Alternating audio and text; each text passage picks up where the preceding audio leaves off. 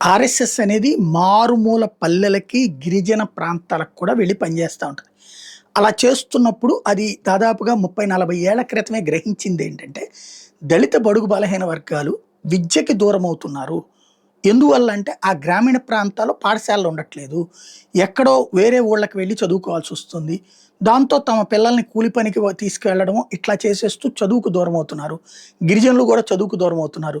చదువుకు దూరం అవ్వటం వలన డెవలప్‌మెంట్ అనేది ఎక్కడిదక్కడే, ఎక్కడ వేసిన గొంగళి అక్కడే ఉంటుంది. ఇది ఒక్క రోజులో మార్చలేం కానీ, దశల వారీగా మార్చాలంటే అక్కడ ఈ తరం పిల్లలనన్నా మనం చదివించడం ప్రారంభించాలి.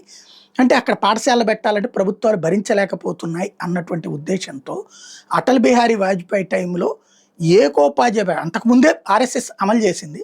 కేంద్ర ప్రభుత్వం దానికి ఫండింగ్ ఇవ్వడం బిగిన్ చేసింది అటల్ బిహారీ వాజ్పేయి టైంలో. ఏకోపాధ్యాయ పాఠశాలలు అంటే ఒక ఊర్లో ఏ స్కూలు లేని చోటన ఒక చిన్న గది అద్దెకు తీసుకుని లేదా ఒక బిల్డింగ్ అద్దెకు తీసుకుని ఒక టీచర్ని పెడతారు.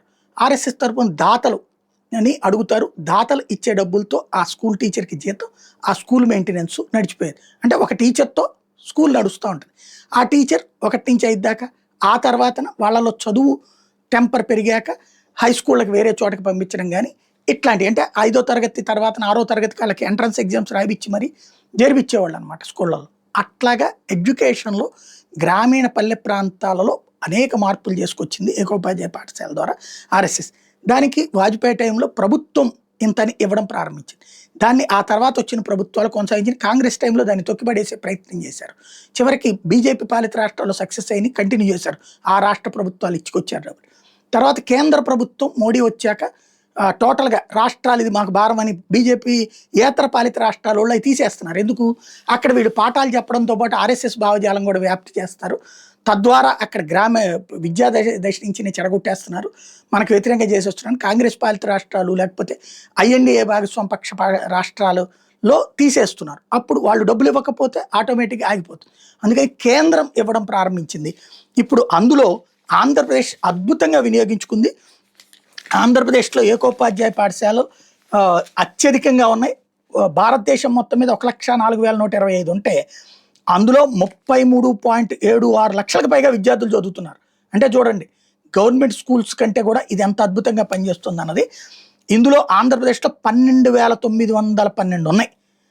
అంతకుముందు ఇట్లాంటి పాఠశాలను డిస్కరేజ్ చేసిన ఉత్తరప్రదేశ్‌లో ఇప్పుడు యోగి ఆదిత్యనాథ్ వచ్చాక 9,508 అయినాయి. జార్ఖండ్‌లో 9,172, మహారాష్ట్రలో 8,152, కర్ణాటకలో 7,349, లక్షద్వీప్‌లో 7,217, మధ్యప్రదేశ్‌లో 7,217, బెంగాల్లో 6,482, రాజస్థాన్‌లో 6,117, ఛత్తీస్గఢ్‌లో 5,973, తెలంగాణలో 5,001 ఉన్నాయి. దేశవ్యాప్తంగా ఏకోపాధ్యాయ పాఠశాలలో ఒక ఉపాధ్యాయుడు, విద్యార్థుల నిష్పత్తి ఎట్లా ఉంటుందంటే 1:34 ఉంటుంది. అంటే 34 మంది పిల్లలకు ఒక టీచర్. కొన్ని చోట్ల 50 మంది ఉండొచ్చు, కొన్ని చోట్ల 100 మంది ఉండొచ్చు, కొన్ని చోట్ల 15 మంది ఉండొచ్చు. అది నిష్పత్తి అనమాట. ఓవరాల్‌గా విద్యా హక్కు చట్టం 2009 ప్రకారం 1-5 తరగతుల వరకు ఇది 1:30గా, 6-8 తరగతుల వరకు 1:35గా ఉండాలి.